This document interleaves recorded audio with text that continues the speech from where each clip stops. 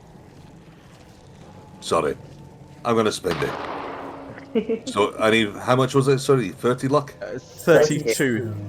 32 luck. 32. You can't take it with you. You I'll doing it? spend 32. Yep. Gonna do that. You Taking step me in, down to... and this stuff is like waist high on you. In fact, I'm going to bring the artwork back for it. You have to. The artwork back. So this thing is like waist high on you, but you manage to reach, and you can reach to where the break in the ward is. And this thing is still heavy. Don't forget, this is like weighs quite a lot. You manage to like push it up, and you can see like where it fits into the wall, but you do have to like kind of like hammer it in. But with much grunting effort and a lot of luck, you do manage to get it into place. Yeah. And Oh, bloody it's there.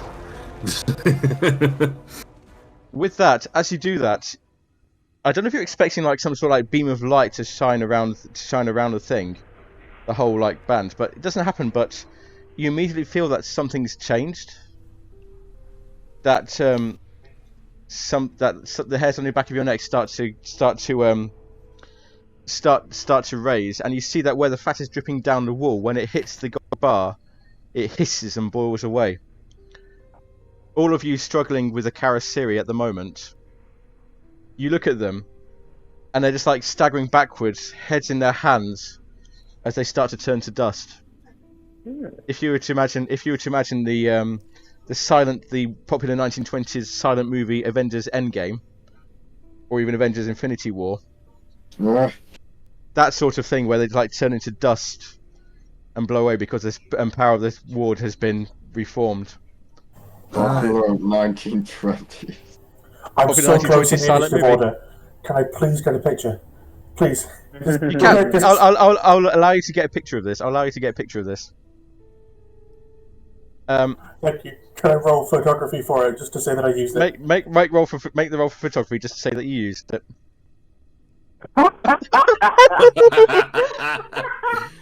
You end up with one of those Bigfoot photos. Oh, wow. No one's gonna believe it. And the best Your The thumb best was part- covering the land. You know, best part- you know that one damage I did? That was with my camera. Yeah. And the best part is you can't push that or use luck on it. That is a failure. A failure is a failure. Denver, Wow. as you do Aye. so, there's a couple of important things we haven't done yet. First of all, because you took a bout of madness, went insane, took a bout of madness, you get +5 to your Cthulhu Mythos skill. Ooh. Ooh. Okay.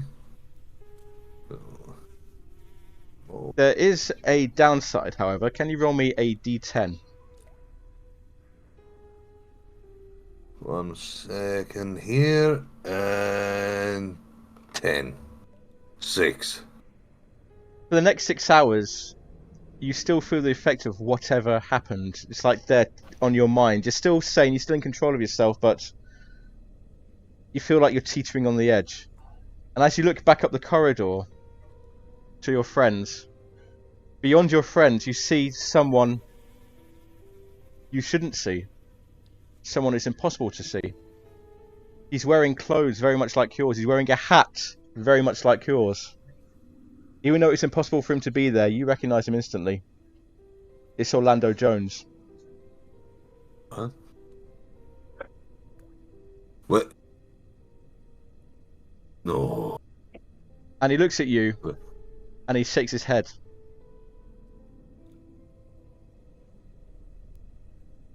And you get this feeling he's disappointed.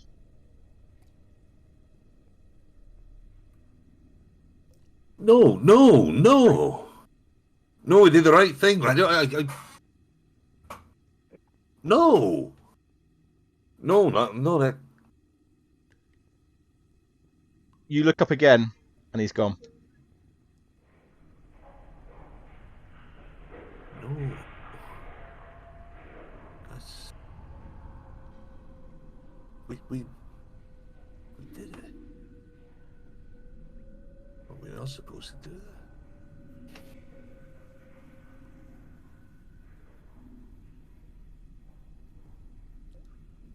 As the dust literally settles. The ruins grow silent. You see like the creatures that were swimming in a pool of fat dissipate and dissolve. How is everybody feeling? Well, I think I dislocated my shoulder, so not great. Sore. Let's see, a All little, right. distraught and confused. I kind of want to take a look at that full gold ring. I know I'm probably not going to be able to figure anything out about it, but if I saw what I think I saw, and I think I saw what I saw, then I think I need to double check. Even if I don't know what I'm looking at. Where's... Okay. Nobody else has seen this, by the way. It's only you who saw it. No, I get that. The expedition leader. Where'd he go? Who are we talking about, sorry? Oh, Larkin. Yeah, Larkin. You see him lying on the floor, dead, with a hole where the shot went through him. And you see that his skin has returned to like a normal colour. Oh.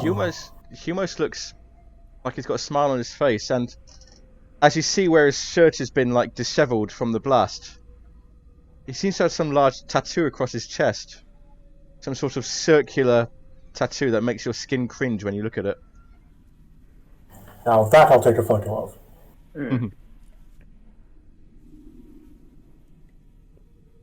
Jackson says, well, boys, I don't know about you, but I'm about ready to get out of here.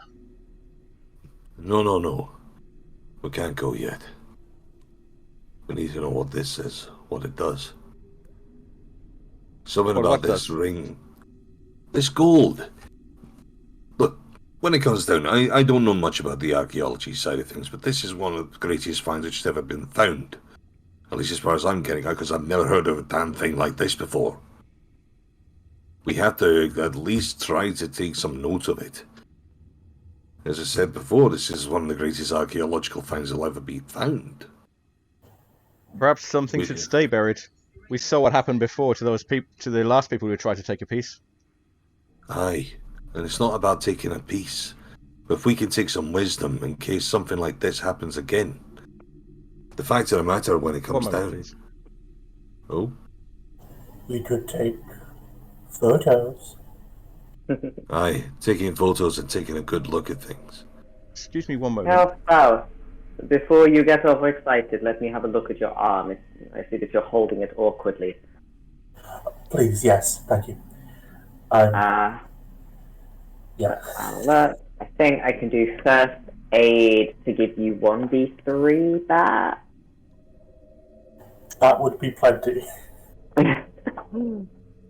Yeah, I'll roll first aid.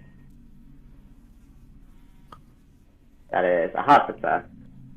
Yeah, I'm just checking, but I'm pretty sure you get 1d3 back. We apologise for that. No, actually, it's only 1. It would be 1d3 if we'd like to step down, and I use medicine. Yeah, first aid is only 1 point. It'd be medicine, that'd be 1d3, and it would take a longer time. I think that's what we're saying? Mm-hmm. Yeah, Cool. Yeah, medicine takes at least an hour, so I can do that later, but for now, you get 1 hit point back with first aid. Very welcome. And Jackson says, well, at the very least, gentlemen, we should get something out of this trip. Maybe get some of that treasure from the room where the Carasseria were sleeping. Now that's an idea. That is a better idea. Nice. You said last time when it comes down to it, it would be useful for the sake of resources. But I still think we should be taking a look at this band. As well as that, there's a crack in the roof of this damn thing. If it's trying to hold something in, we might need to look into at least patching that crack.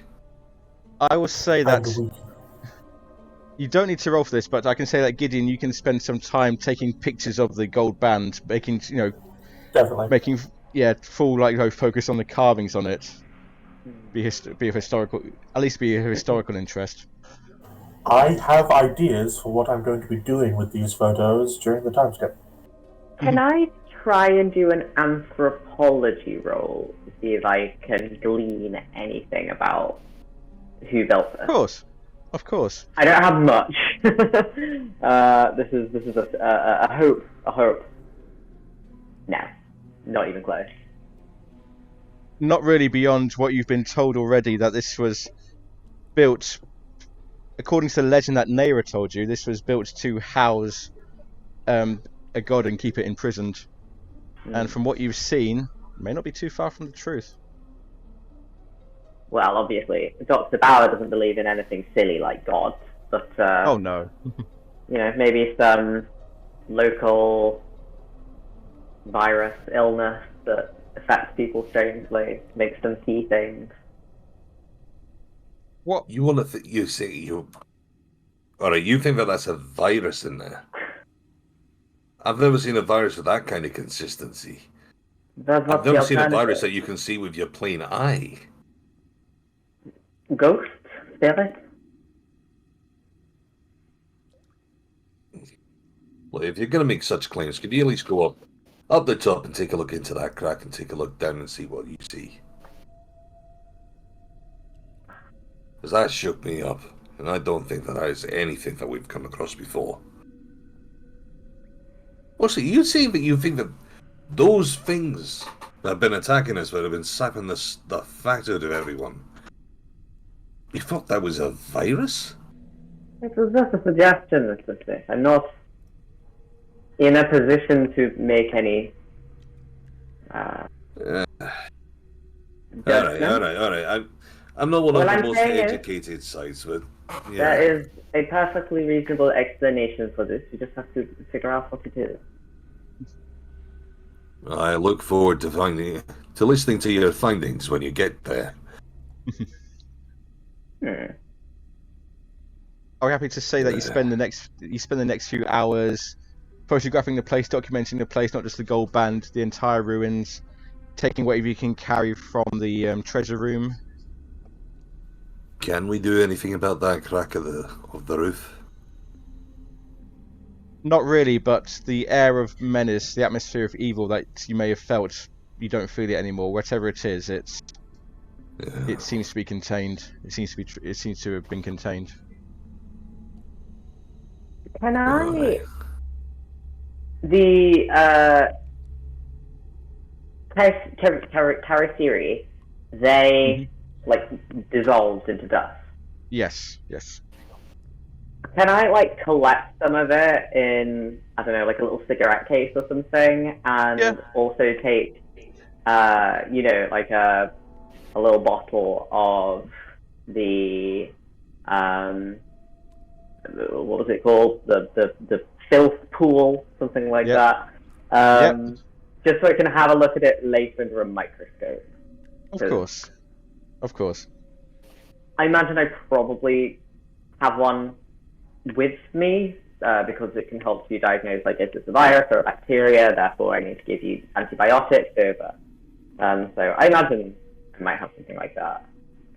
Well, I think that'd probably be best back when you're back somewhere a bit more, a bit friendlier. Okay. So I have only one last concern to worry about, which is, we all agree, that this place is dangerous, especially if it comes across any tomb raiders who wish to try and steal the gold around the damn thing, which triggers off whatever on earth that is. How do we stop people from doing that again? People coming back here. Keeping it secret? Keeping secret is only going to do so far. This is an open dig site. It's kind of obvious.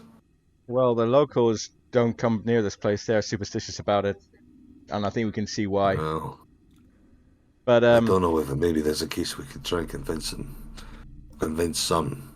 There was the do tunnel we came. It. There's a tunnel we came down to get here through that filth pit, and there's the chimney tunnel. We could try blocking them up. I like that idea. It's at least something. Well, let's just take a look around and see what we can find to do so. Because I don't know about you, I don't want to leave anything to chance.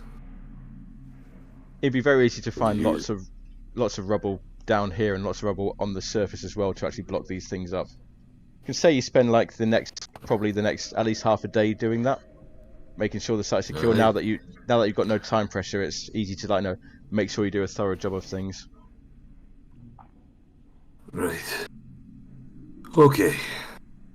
Now, someone made a mention of a drink.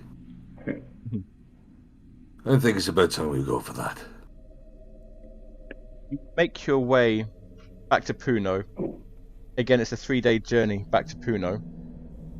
When you arrive at Puno, the place is in a bit of an uproar. I'm going to move us back to the Peru route map actually, because it seems appropriate. Or a better. Puno. The place is in a bit of an uproar. When you get there, there's like wild tales, like people like running around shouting these wild tales, wild rumors. And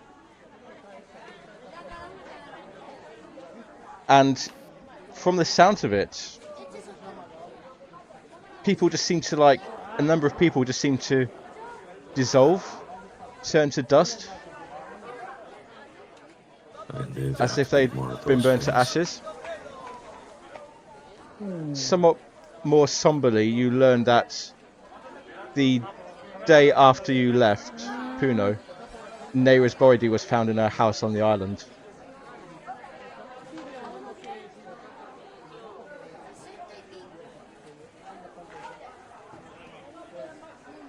She was found by her son. She had a big wound in her chest, seemed to be drained of fat. But from what you hear, she seemed to have a wry smile on her face, as if she knew something her attacker didn't.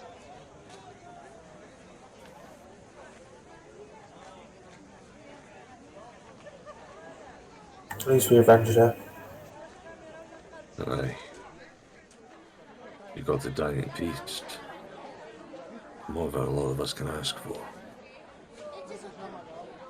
The trucks that Larkin the trucks that were supposed to have been, actually no, the trucks never got here. You would have to take the train back down the coast and the boat back to Lima if you want to return to Lima that way. Aye. I think that's not a bad idea. How about the rest of you? Unless there's anything you want to do around here?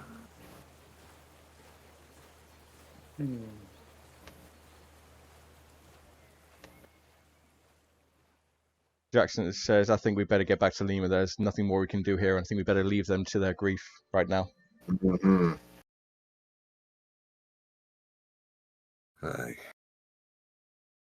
I think I'm liable to agree with you there. We've all been through quite a lot. I think we all need our time. You journey on the train down to the coast, down to Mahendo. You get the steamer, same steamer that you got on the way here, same crew, and you journey the couple of days up the coast. And Jackson says, "Well, gentlemen, I don't know about you, but as soon as we get back to Lima, I'm getting the boat straight to New York. Then I'm going to find a bar, and then I'm going to try and make sense of all of this for my book." Oh, does anybody have the Confessions of Gaspar Figueroa? I think I might be able to use that as resource material. I think it was Flint who had it, so Flint would give him the book, and I think I might check it on Dr. Sanchez as well on the at the museum just to make sure he's okay. He'd want to know. Maybe he can give me some useful information. I think What about the rest Still of you? alive. That is true, yeah, but we can hope. What about the rest of you? What about the rest of you? What are you? That's how we can preserve the place. He cares about the archaeology, but not about taking the thing apart. It's there for its history. Perhaps he could do something to try and keep it protected. That's a good idea. I'll talk to him about that first thing when we get back to Lima. What about the rest of you? Where do your travels take you from here? Are you sticking around the place? I think I'm going to return to England, back to London, get these photos developed properly, get them published. This is going to take the world by storm, this tale. I've got a lot to process. I wasn't quite expecting this story. I thought it'd be a lot quieter. I think I'll probably take a day or two at least to have a drink and decompress. We'll see where I go after that. I suppose I'll stop by the Miskatonic before I head back to Germany. I need to catch up with an old friend. And you, Mr. Sullivan? Where do your travels take you? Back to Canada. I have a friend to speak with.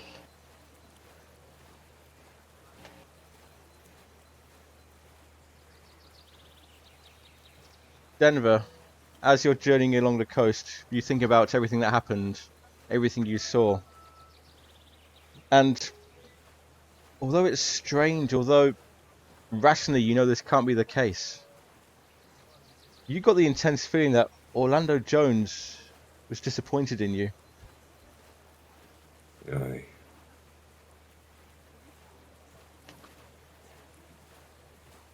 Just trying to figure out why.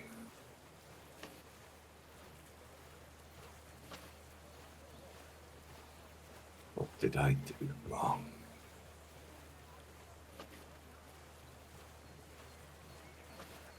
What did I have done wrong? Eventually, you arrive back to Lima. And probably getting towards early evening, and Jackson Elias, as you step off onto the pier, onto the jetty, Jackson says, "Well, gentlemen, this is where our paths must diverge. It's been great to meet all of you. It's been a real experience, and I'm happy to say I can count you among my good friends." With that, he puts on his hat, puts his pipe into his mouth. Hold on. No. This seems a bit too quick and easy. This was quick and easy? No. This Yeah. part. This part. No one just disappears after what we've been through. Unless they've either been through something very similar to it before, or they've got what they're after. Is there Mr. an insight or something like that I can do on the trying? Because psychology. You can do psychology. You can do psychology. I have a feeling that I don't fully trust. I think that there might be something else there. God. Do you want to spend it? Yeah, sorry, I'll spend it. I'll make it a success. Jackson Is it just has a a 6 I need there? Yeah, just needs to reduce it by 6. Jackson has his secrets. All men have their secrets, but having journeyed beside him, having fought beside him, you feel you can trust him. Whatever. I'm just getting paranoid. Mr. Smith, he says to you, "Mr. Smith, I can tell you many things, but that is a story for another day, and I promise we will have that story." And you watch as he disappears. I'll get my things back on again. And you watch as he puts his hat, pipe in mouth, and he disappears into the streets of Lima. And as you watch him go, you feel that for all you've been through, the world is a better place for having Jackson Elias in it. And that is where you bring a close to the prologue chapter of Master Nyarlathotep. Wow. So, I have something I'd quickly like to do. yep. I think when we return back to America, we're like making ready to travel to our next destinations. I think that Dr. Bauer would like grab Smith at some point and suggest, Mr. Smith, I hope that you do not take offense to this, but your behavior over the course of this expedition was very interesting to me. Would you be willing to submit to some brief psychoanalytical tests? What would be the purpose of these tests? Just to evaluate, whether there is any sort of, oh god, they didn't have the concept of trauma yet. No, they didn't. Yeah, just to see if we can evaluate possibly some of the. I'm sorry, my cat is running around meowing a lot. To evaluate if we can see any reasons for your somewhat, I hope, again, no offense or judgment made meant by this, but your slightly erratic behavior. Oh, I see. Well, I suppose it did go a little bit on the mad side of things, and I don't exactly know what came over me. All right. I'll accept your little psychology test. I have an appreciation of the art. I have no idea how exactly it works, though. Well, if I can make a psychoanalysis roll like once a month, and if I succeed, then you get 1d3 sanity back. Oh, yes. Ah. And you are the one that he saw specifically sort of. I'll spend 6 luck. You're the one that he saw specifically go a little bit nutty. Yep, so you can get one, you roll a d3 and get that many sanity back. For Denver. Hold on. What do you have to type again? It's roll slash roll 1d. Slash roll space. Yes. 23. Okay.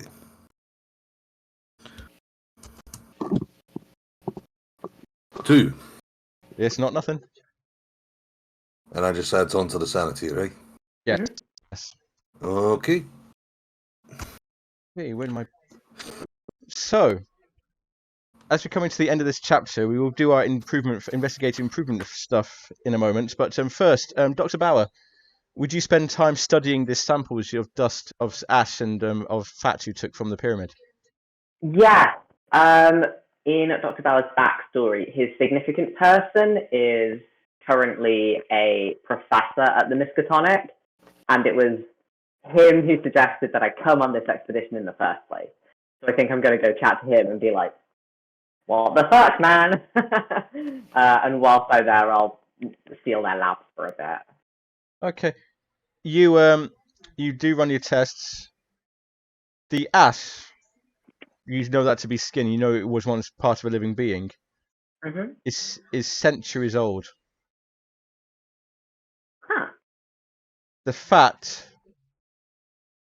you have no idea. Oh, God. You can't identify it as human, as animal, as anything. It just is.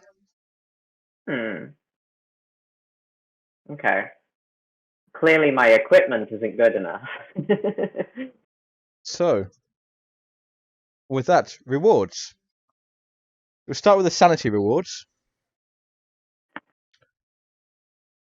For killing Augustus Larkin, everybody gets 1d4 sanity. I'll do for Robin's character as well. I'm back up to my starting sanity.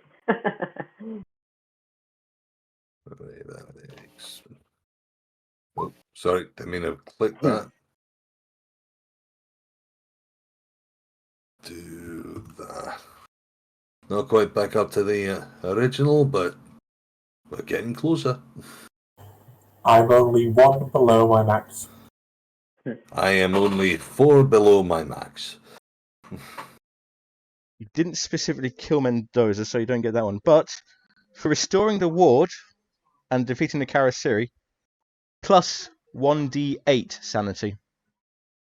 Oh. Is this to recover or increase? Increase.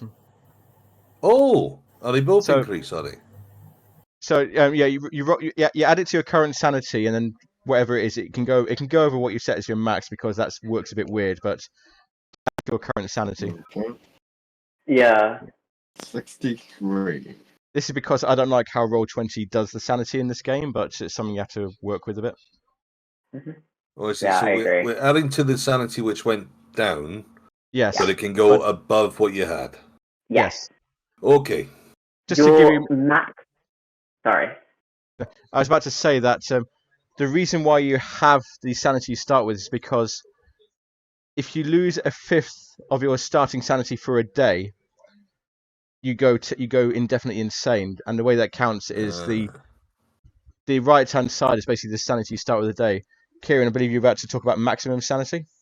Yeah, your character's maximum sanity has nothing to do with their power score, which gives you your starting sanity. Your maximum sanity is 99 minus the number of Cthulhu Mythos points that you have. Hmm. Makes sense, I suppose, the more you know about the Cthulhu. Yep, that's what I love about Okay. it. That makes a lot of sense. Didn't cause Nero's death. I'm going to count that as not causing Nero's death because it happened after you left. You didn't release the Father of Maggots because that would have cost you 1d20 sanity points. So now we move to skill improvements. So any skills that have the little tick mark next to them, make the roll for them, and if you fail any of the rolls, you get to add 1d10 to that skill. So you're rolling these skills that you've ticked, and you want to fail them. Oh, that's that was bad then. Okay. Yay! What do I add to dodge? That'd be 1d10. 1d10. All right. No additions there for me. I'm not Yay. seeing any with a check next to them. You might not have succeeded any. You must have done. Do you not succeed at? Oh. Dodge. Normally untick them, right? I think Flint. I've only got spot hidden in chemistry to do now. Yep. Then you untick them. And Flint just got a failure of 68 over 67 on his dodge. Yeah, I got 59 over 57 for my psychology. And then I rolled a 2 to bring me up to 59. Any others for Flint while I'm here? Oh, rifle. Yeah. Of course, he wins that Oh, one. wow. Oh, hang Gideon, on a you have second. really good chemistry. What kind of Yes. success did we need to get the tick? When you're rolling it, you have to succeed without using luck to get the tick. For instance, And now- sorry, done a brawl which I hadn't ticked off. Yes, you would have got. You would have. I'm sure if you. Well, that's a. It's why it's important to tick. It's It's why it's important to tick it off as soon as you succeed, so because you're not going to remember otherwise. one I was busy trying to remember sometimes. Mm-hmm. Yeah, so I've got the brawl there. So okay, let's try the brawl. Yeah.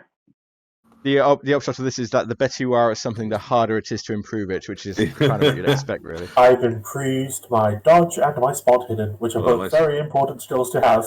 Those are Also- two of the most important. And we also get to do the same for our luck. So everybody can roll your luck, and if you fail the luck roll, add 1d10 to it. Aw. I love the fact with this whole thing of trying to get the failures, I got 2 extreme successes. I succeeded! It's always the way. I can increase the luck. Patrick, you have the worst luck. Probably no. Yeah. Well, you get to add 1d10 to it, Tim. Okay. 1d10, okay. So roll a d10 and add it to your luck.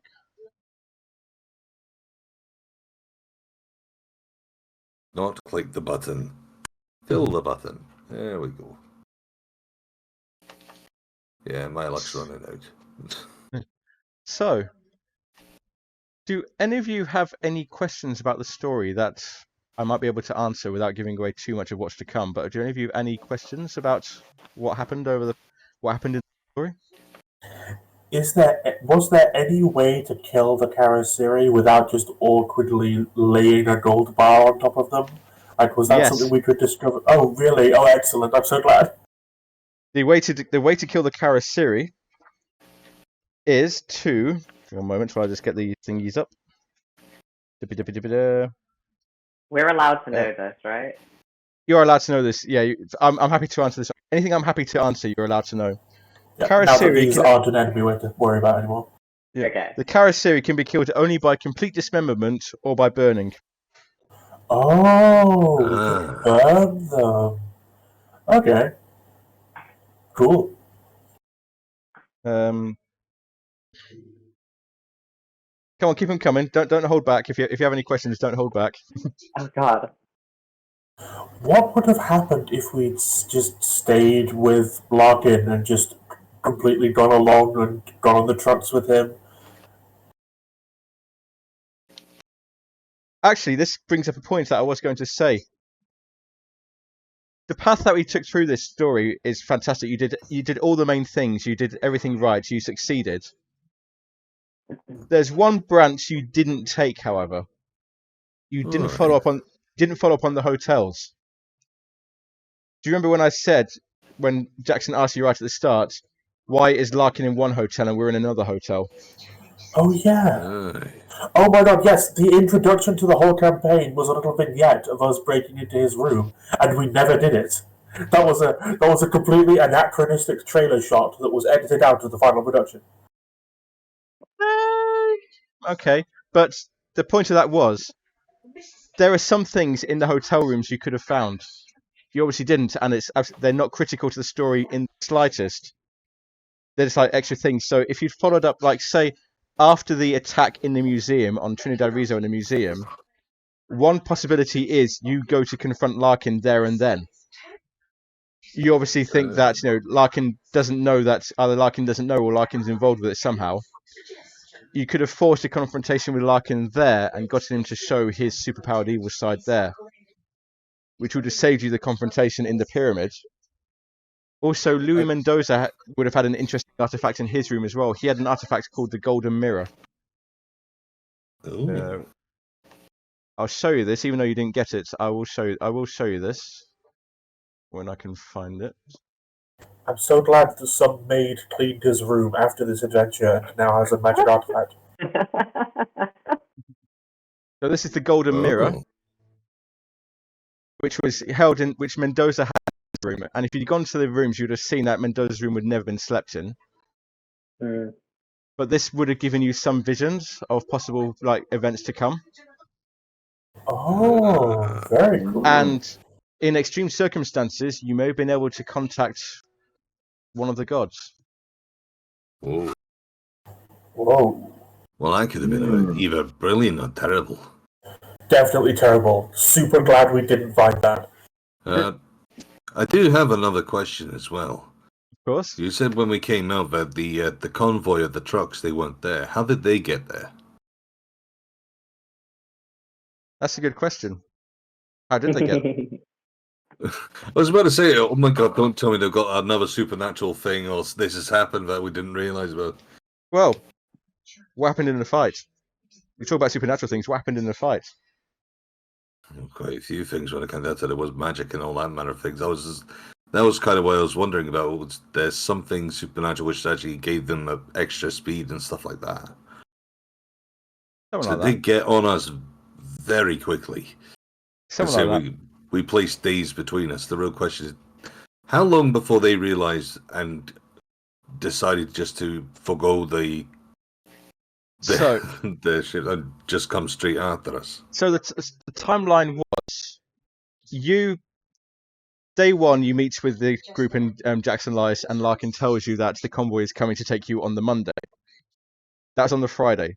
Saturday, you went to the museum, you saw the attack, you decided there and then you weren't going to wait for the trucks, you were going to go the next day on the Sunday.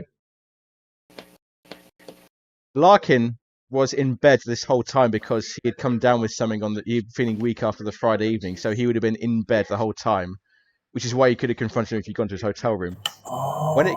When it came to Monday, Larkin and Mendoza, they waited for you, but you obviously didn't show.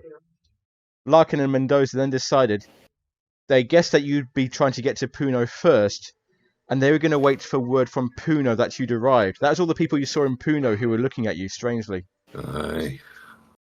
They sent a telegram back to Larkin and Mendoza to say these people are here.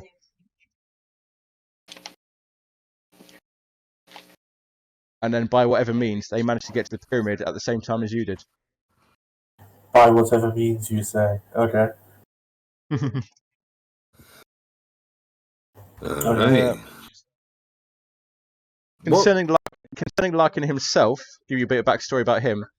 He was born in Kenya to he was a bit of a playboy in his youth, or even quite recently he was a playboy, like traveling around, more money than sense, more like not enough to do, that sort of thing. He was traveling through Africa, through Kenya, and he fell in with a cult in Kenya. And they marked him, the tattoo you saw, they marked him as a vessel to be possessed by some malevolent entity. And the malevolent entity directed him to return to Lima to release. The idea was he was going to destroy the ward, to remove the complete ward himself. However, he found he couldn't do it. He couldn't touch it. It wouldn't have burnt him in the same way as the Karasiri, but it would have. He could not have done anything with it. So the next thing was, he tried to recruit the Karasiri to do it, and the Karasiri, before he came, they were feral. That one who attacks you on the night time, that's how they all were. But when Larkin came into contact with some of them, they gained some intelligence through the entity that was possessing him. But even they couldn't take the ward away. Next, Larkin decided, I'm going to try and recruit some of the locals to do it. But the locals wouldn't go near the place. Which is then he hit upon the idea of, I'm going to organise an expedition to the pyramids for people who just want money and fame. Which is where you came in. So, why was it right to the end that he then decided he didn't need us? He could find more people. He could always find more people. I suppose. There are always more people who want to get rich quick. So, in that case, and obviously for the sake of the element of taking down the Lord of the Slugs or whoever that was, how is that one supposed to start attacking us, or how are we supposed to attack it, considering that it's bound in by the gold? What, the big thing inside the pyramid? Aye. You're not. If that thing gets out, something's gone horribly wrong. Oh, thank God for that side of things. So it didn't really matter too much if we actually put that binding back in then. Shy of, obviously, these things still being alive. Well, if we'd failed, they'd have just found someone else to unbind it, and then that would have been a fail state. Oh, no, I get that side of things. What I mean is, if we eliminated everyone in that room but didn't put the binding back because they held on to the gold bar, the thing would have still been stuck in there, but they would have had to try and find someone else to do the next bit. Well, the thing was, Larkin's body was frail. The entity couldn't protect him from a mortal wound. The Karasiri regenerate. Aye, Even but if they're we've taken down and properly killed. Would you have been able to do it in time, though? There were 4 of them. It's a different matter entirely. The way the way I scripted that was to be a fight that was only really winnable by repairing the ward. Fair enough. I think about Call of Cthulhu fights. A lot of fights are not there to be won; they're there to be worked around or there to be avoided. Pseudo puzzles. Yep. Any further information? Not really that I can think of. Louis Mendoza was one of the original conquistadors. Yep, sorry. Yep, I hear. How could we have saved the life of the lady on the lake? By just never visiting her? I think it just comes down to really comes down to luck on dice rolls to see if you spot the Karasiri watching her. If they spot you, they see her coming out.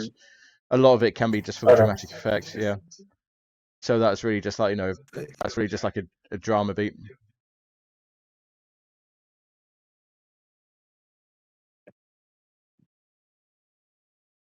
I suppose the only other question I've got is, how did these Karasiri multiply? Are they like For the sake Ah, of pointing out that I'm that glad you entire asked. area was invested effectively with them, and obviously there was a great sadness when they left, but that means that they're indoctrinated in that entire thing. So are they been turned or? So Mhm. the life cycle of a Karasiri is down to the larva. Do you remember back in the museum when Professor Sanchez, had that slug implanted in? Yeah, We had to get it out fast. yeah. If that stays in for an hour, Oh, it's harder and yeah. hard. It gets harder and harder to take out, and after 24 hours, the host becomes a Karasiri. Right. Right. The original Karasiri were all the conquistadors in the 16th century, and they became infected basically because they broke the ward, and the whatever was inside the thing inside the pyramid sent out the lava after them to infect them. But Oh since then, no. after Larkin met some of them and they gained intelligence, they started infecting more and more people, especially around Puno. So people would see their loved ones like change personality, but not know why.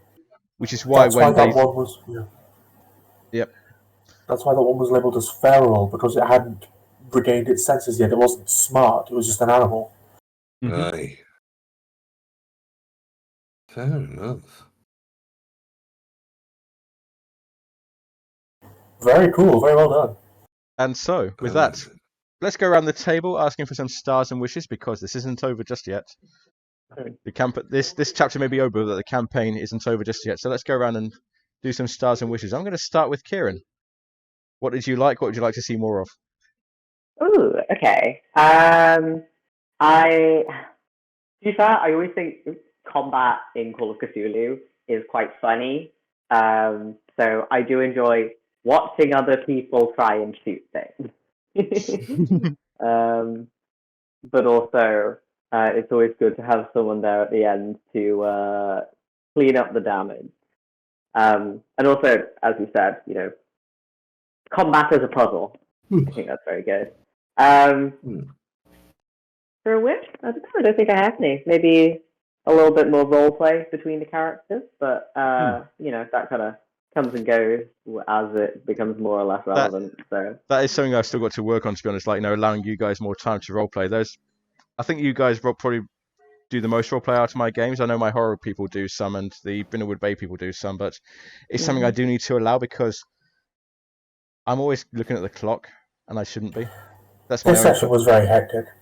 Yeah. Yeah. I don't think there was going to be that much chance for roleplay in this shy of after it was done. All the roleplay would have been, shoot them, or steal the thing.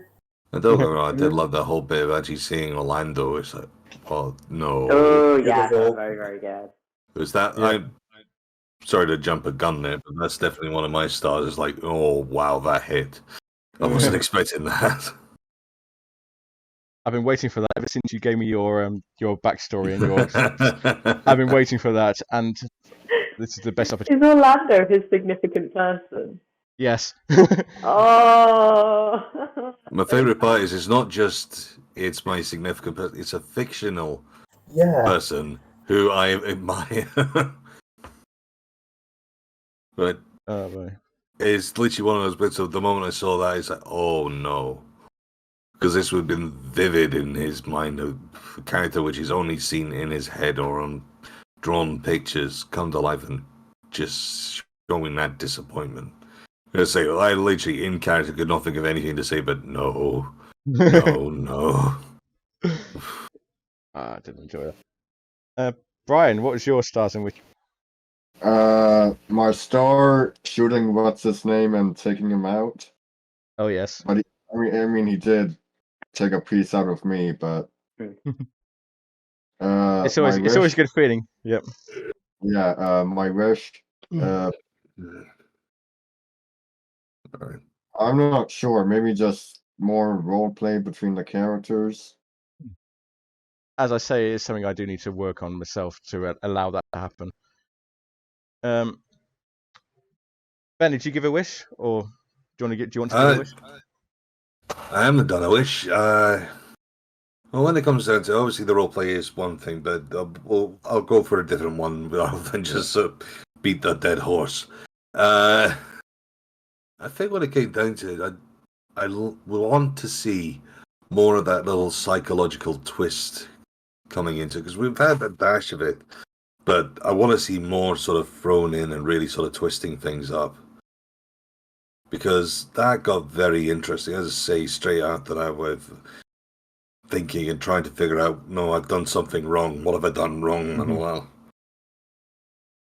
And I want other people to kind of get that little experience as well and see how they take it.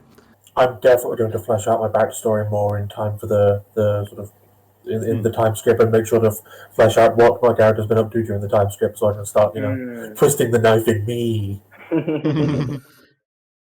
Well, that depends. For me, that depends on you all. Like, starting to fail your sanity rolls. And I always say, Call of Cthulhu, to enjoy it properly, you've got to embrace the insanity, and not be afraid of losing sanity, because 100%. that's when it really gets interesting, as we saw tonight. Well, that's when the it thing gets when it interesting. comes down to it. For the sake of being the most sane so far throughout the entire group, to then get the whole point of, no, my sanity's going here. I finally found that thing in this bit which has really sort of flipped my switch. That this isn't something I recognize. This isn't something I can justify like when I was in the wars. This is something very different and something outside of my scope.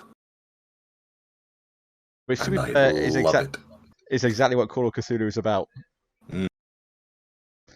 Because there was one thing which I was kind of getting afraid of, is that for the sake of having a high sanity, that, oh no, this is now going to get to that whole point where it just goes through without any issues. Yeah. Which is boring in a game like this. You have no idea how happy I was when I saw that Larkin had access to the Mind Blast spell. And do you want to know another number? Remember when I asked you for a power roll, Ben? Yeah. Larkin had 500 power, which means he can only roll extreme successes, and he can only fail on a 100. Wow. Okay, fair enough. I was just gonna use shriveling, but I think I thought that was much more interesting, and I think it came out much more interesting. Oh god, yeah. Patrick, turn to you. What I most enjoyed was just generally being really inept in battle. Yeah, that was that was really fun, honestly. I'm definitely looking forward to, as a my sort of objective, I'm looking forward to being able to make use of my social skills more. Can I get a hint as to, will we be in an English-speaking setting after the time skip? So, because if not, then during the time skip, I'd like to be learning a language, maybe, because put a lot of points in charm. I will say that the next chapter is in New York. Hey. I'm fine. I'm happy. I'm delighted. No, you've got I know no chance. exactly why I'm going to New York as well. Yeah, well, I'm afraid you got no chance. They don't speak English there. So that is all to look forward to. My own personal starting wishes, as I say, I loved the moment where Ben's reaction to Orlando Jones. It was better than I could have hoped for. Seriously. I loved the I've enjoyed this conversation, getting to showing you all a little glimpse behind the curtain of what's going on. I think that's an important part as well, because during the game you don't really have a clue, might not have much clue what's going on, but it's always fun afterwards. Ask the questions, find out what's going on, find out what was really happening, and you get some really interesting stuff coming out there. Wishes. Well, I guess we'll find out. I guess we'll see what happens when we return.